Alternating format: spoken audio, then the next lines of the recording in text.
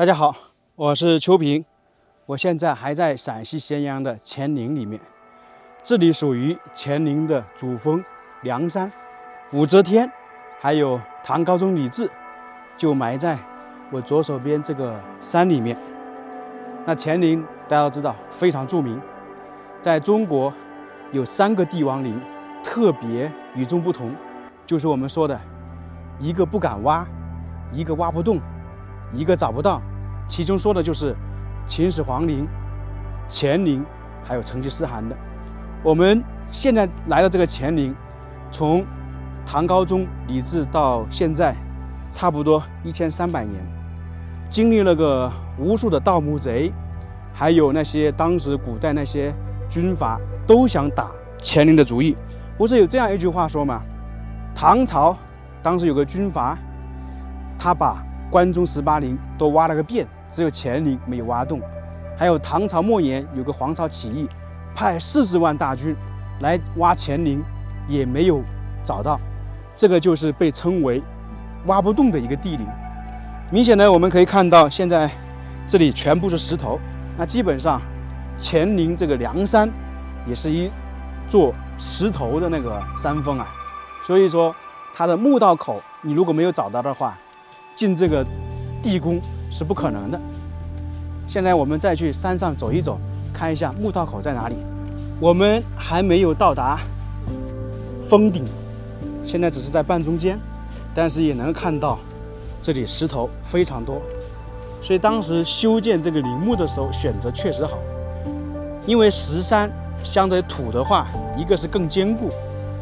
在乾陵主峰西南侧，就是在这个下面有一条非常巨大的鸿沟，传说就是在唐朝末年黄巢起义，当时派了40万大军来挖这个乾陵。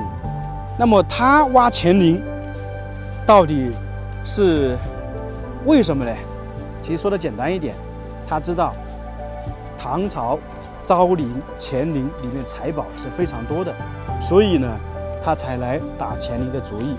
还有一种说法呢，黄巢当时起义，他已经占领了长安，他可能想继续稳固自己的胜利成果，想当皇帝一样，那么他就要破坏所谓的唐朝皇帝的风水，故而呢也是来挖乾陵。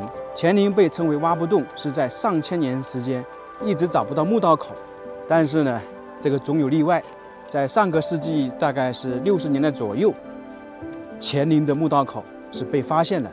因为当时要修建一条公路，那么就来梁山这边采一些石头，最终呢发现了墓道口。那墓道口在哪里呢？我们现在来看一下，这里是一条上山的道路，其实墓道呢就在上方一点点。很多游客天天往这里走，可能不知道乾陵的墓道就是在脚下，并且呢在这个道路旁边有一块与众不同的石头，可能很多人都没有注意啊，不会往下看。这个石头是在丛林当中。为什么我们会来单独看一下这块石头？这块石头大家看到没有？是不是有点不一样？这个是现在是唯一发现乾陵墓道里面的封墓石，明显的可以看到这里有一个凹槽，这个是叫什么呢？燕尾槽。干嘛用的呢？我们拿一块石头比较明显，比方说这里有一块石头，然后古代不像现在有连接东西可以固定焊接，那个时候呢就是这样的，镶嵌在上面，这样的话2块石头就会在一起合璧起来，然后如果再浇一些铁水，那个就会固定了。当然它这个镶嵌的呢是属于铁块，然后这个是属于石头，这样的话就没人打开。它乾陵墓道里面的封墓石就是这个样子。乾陵墓道里面的封墓石大概是3000多块，每一块重达1到2吨，所以想一想它那个墓道里面多么那个坚固。它那些石头全部是用那些铁水浇筑的，大概是60多米，宽度的话大概3米。那墓道的正式起点就是在这一块，就是说从这样一直走进去，就是相当于是墓道。当时这个墓道在60年，其实已经正在开挖，就是把里面的这些枫木石全部弄出来了。墓道离现在我们站的位置大概是2到3米。当时已经挖到前面的金刚墙，后面上报国务院，当时的周总理说我们不能把好事做完，所以呢，当时就没有进行发掘，重新回填，把枫木石重新放进去，然后这些土呢全部又回填。那这里就是一个很重要的标记，就是从这里开始，一直往前走。刚才我们说了嘛，大概60多米，所以每天游客走的这条道路，其实脚下就是乾陵的墓道。墓道整个大概是2.9米，就是3米。那我们现在走的这条没那么宽，大家看看左边，这里有一个大的石头，那这个就是墓道的一个墙壁，从这里垂直下去2到3米。我们再往右边一点，可能就是墓道的东侧。